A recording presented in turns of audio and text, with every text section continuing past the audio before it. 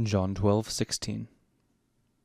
Haec non cognoverunt discipuli eius primum, sed quando glorificatus est Iesus, nunc recordati sunt, quia haec erant scripta Deo, et haec fecerunt ei. Initially, or at first, his disciples did not understand these things, or know these things. But when Jesus was glorified, then they remembered that these things were written about him, and they did these things to him.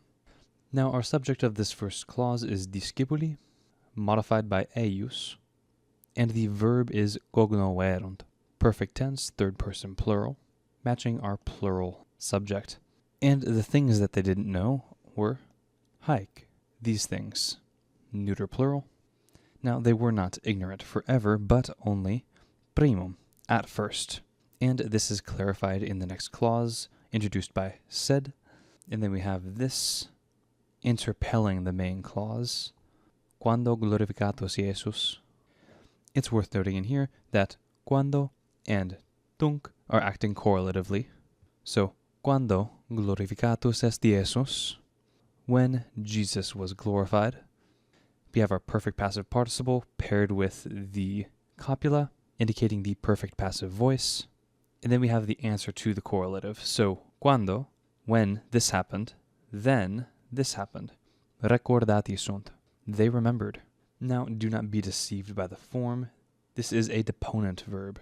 So, although it has passive form, read it as an active voice. And what was it that they remembered? Quia. Now, this quia is probably better read as quod, as this is an object clause. So, what they remembered was that these things were written about him, and they did these things to him. Now, who are they and what are these things? If we look at the past few verses, we remember that Jesus is coming into Jerusalem, and that many of the inhabitants of the city have taken palm branches to worship him and recognize him as the one coming in the name of the Lord, and as the King of Israel.